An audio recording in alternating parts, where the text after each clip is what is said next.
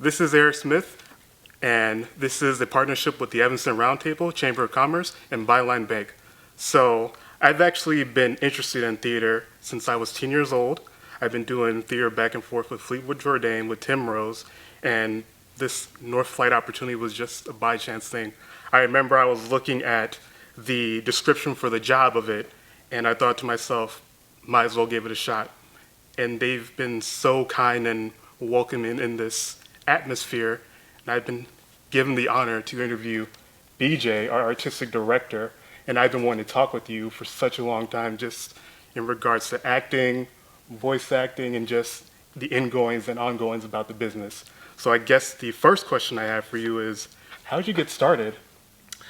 Well, like you, I was a child actor with the Cleveland Playhouse when I was about 10 years old. Cleveland Playhouse is the oldest regional theater in America. It's about 106 years old now, and it's where I grew up. And I was fascinated by theater. The first live theater I ever went to was the touring company of the Metropolitan Opera, and that was it. I was hooked, and I was 6 years old. And so I started doing plays, children's theater plays to begin with, and taking classes.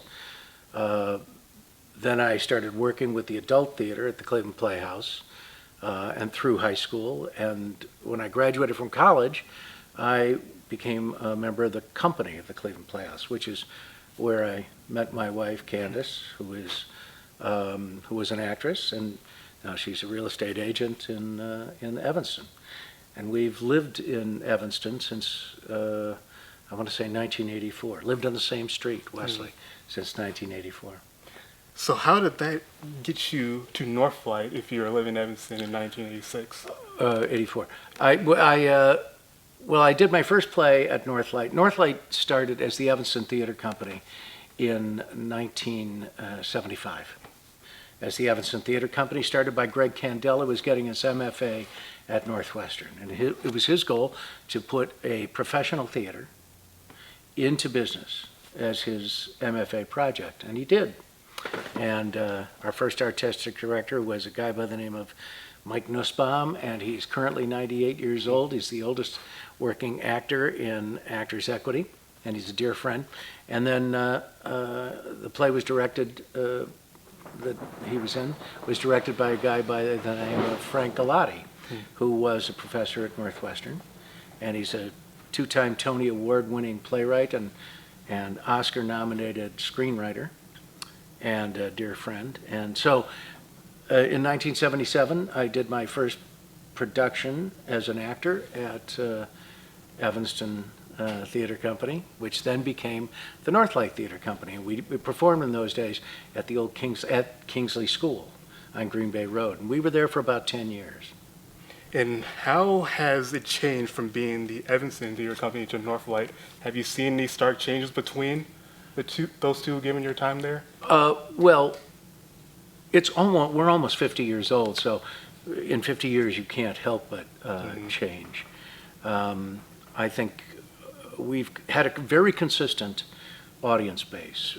Before the pandemic, we had between 5,000 and 6,000 subscribers. That's quite a good number of subscribers. Those are down now. Those numbers are down now because of the pandemic, and we're reemerging from the pandemic, as you know. I mean, you have your mask on, and I got my mask here. But you know, we're seeing audiences coming back. But you know, our programming was always, I think, at times very sophisticated and kind of, I would argue, intellectual. But we also did a lot of work that was fun. And we tried to explore, even my predecessors did work that was from the European theatrical body of work, and Ethel Hugard, who was a very famous South African playwright. My predecessor was America's leading sort of expert on Ethel Fugard's work, which was anti-apartheid work, and we did several of his plays as well. So I think we've tried to embrace the whole gambit of work that's available to us. As an artistic director, what are you specifically looking at with each one of these plays when you want to make a fall season or a spring season or a summer season? Well, that's a great question. And I'm not alone as an artistic director, but because we, as you know, we make our plays available. You're allowed to read any play you'd like to read. And I actually just finished reading The Garbologist, actually. Did you It's enjoy probably it? going to be my favorite one of the season so far. That's great. See, that's great. And I first of all look at the work that's available by some of the great playwrights, especially. I'm very interested in a play. Well, we were very interested in. Intimate Apparel was kind of a wonderful Another play, really good one. and that was a 20-year-old play, but it was certainly it felt very contemporary to me. Even though it takes place in the past, it resonates with things like immigration. That's what I actually really like about Northlight is the idea that you have these plays that are kind of contemporary in a way, but you could still gain something from it. Like I remember I went to Intimate Apparel thinking that I was not going to like it or be interested in it before, but then when I actually got down to it, the story of the main character Esther and her being this person that just keeps on pushing forward and going forward no matter what, I feel like that is something that almost anybody can resonate with. Is that something that you kind of look for, even though It's feminist, it's courageous, and in the case of Intimate Apparel, Lynn Nottage, who was a brilliant playwright, she couldn't be a more. She's in many ways she's right up there with August Wilson in terms of her grasp of the work and the craft. And then the poetry, her language is so fantastic. She has a new play that we were very interested in. Unfortunately, the Goodman's going to get it this year, but it's a play called Clydes, and we've been following that play. So when you say, how do I follow, where do I pick those plays? Where do I get them? Well, I'm very in touch with what these artists are doing. We brought, for instance, Dominique Morisseau, who wrote the book to the Broadway musical Ain't Too Proud, which was the story of the Temptations, and she did a play called Skeleton Crew. We brought her to Chicago for her first production, which was called Detroit '67, which was about the race riots in Detroit in 1967, and we were the first ones to present her work. And then we did Skeleton Crew, which won, as you know, a Tony this year. Again, we try and keep in touch with who the up-and-coming artists are. In addition to which, we do a lot of new work. So, for instance, there was a young playwright who was getting her BFA at Northwestern, and Laura Shellhart, who teaches playwriting and screenwriting there, told me about this young lady and asked that I mentor her in writing her senior project. So she would write it, we would talk about it, I'd give her notes, and then I'd hire some professional actors and do a reading of it at Northwestern. Instead, I thought the play was good enough that I said, we're going to do this on our stage at Northlight in the season, and I would direct it. And it was a play called Faceless, and it was about a young girl who joined ISIS over the internet, and her father turned her in to the FBI. Based on a true story, happened in Denver. So this young lady, Selena Fillinger, wrote this play. We performed it.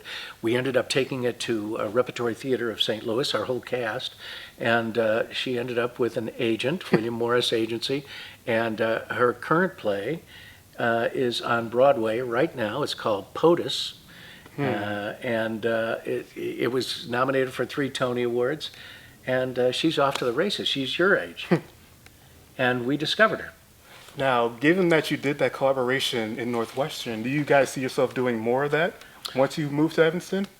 Well, yes. I mean, why wait? We've been doing it. We've been doing it for a while. As I said, Northwestern, Northlight was founded by a guy getting his MFA at Northwestern. So we have a long hit, nearly 50 years a relationship with Northwestern.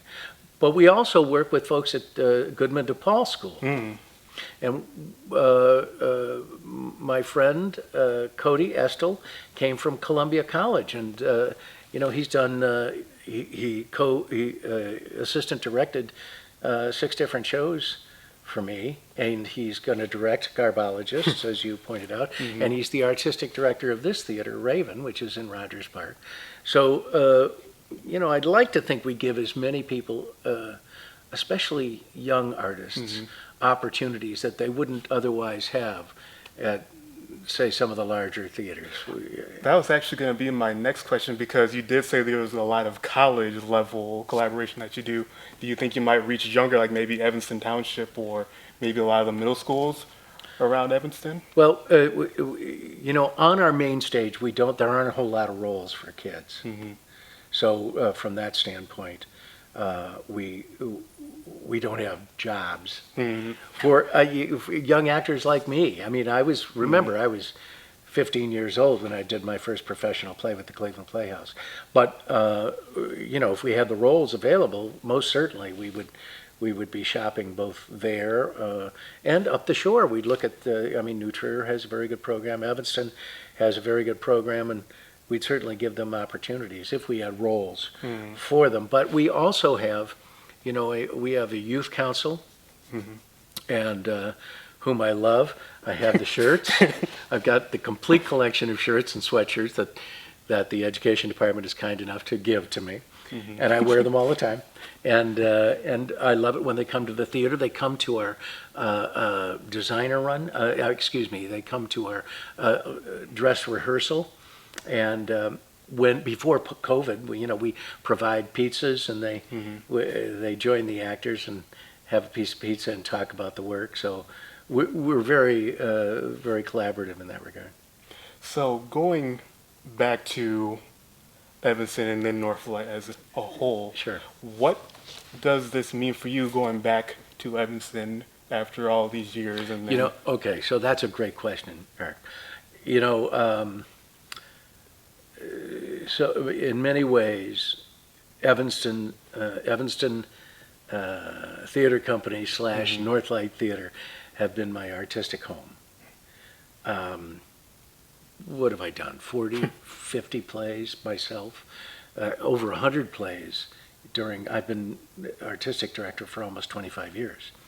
So, and I have 3 kids, and they all went to Evanston Township High School. My son met his wife as a student at ETHS. His best friend, who lived next to us, is a fireman in Evanston, Danny Hirsch-Philippitis. My son Cameron has 3 boys, and they go to school in Evanston.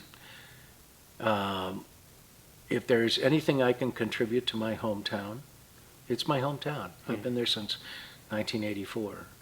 And to be able to provide for my grandkids to be involved in the art, or at the very least observing the art. Cooper and Griffin, my grandsons, they're 2 out of the 3, because the other one's only 6 months old. But I take them to our shows, and they love our shows. And I remember during the pandemic, we weren't allowed in the building really. I mean, the building was sort of open, but the building was closed. We weren't producing. And I remember bringing the boy. I had to get something at the office, and I put the boys in the car, and I brought them over to the theater, and they ran around the stage, and they ran down to the green room, and I remember Cooper saying, "But Papa, when are we going to get to see a play?" And there was a genuine sense of loss. That is, what was there before is not there now, and when can we see it again?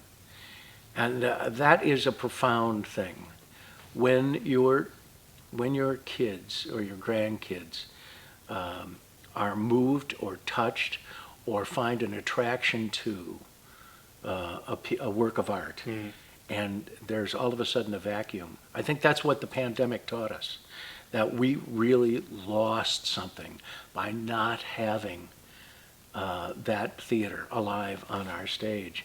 I think that's the same thing is true with our audience. I would argue that when Next Theater closed and that there weren't that many theaters in Evanston, that we will be providing something that was lost when that theater went away. And I think it's really a vital. This is an important moment, and our coming back to Evanston is important, certainly for me, but not just for me. At some point I'm going to pass the torch, and it'll be something that you and your peer group will take up and do better. Where are we at in the move at the moment? Well, we're on the verge of pending permits. We are on the verge of tearing down the two restaurants, empty restaurants that are on the street. We're at the corner of Maple and Church, right? So it's 1012 Church, and it's the old Thai Sukdi and the old Rockin' Ravioli, and we'll take those down. And we also have behind us Amy Morton's restaurant, the Barn, which if you haven't been, you must go. It's a fabulous restaurant. We love Amy Morton. And that will remain because it's a piece of Evanston's history. And then we hope by 2024 to have finished building the building, and we'll do our first production either in the fall or the winter of 2024, 25. That's the greatest thing about theater. It's an organic, ever-evolving artwork that responds to the moment and to the audience that's sitting in its seats.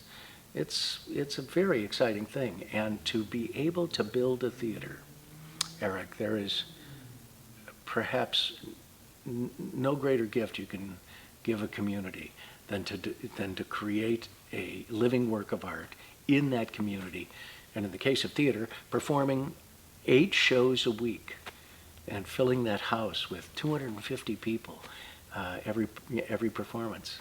That's just killer, man. Yeah. Well, thank you so much for sharing that, and thank you so much for giving me this opportunity. I feel blessed, and I'm really happy that I was able to talk with you. Hopefully, I'm going to be able to talk with you some more. Hey, you've noticed I never close my door, right? Yeah, that's So, true. walk in. But thank you so much, and this is People You Should Know.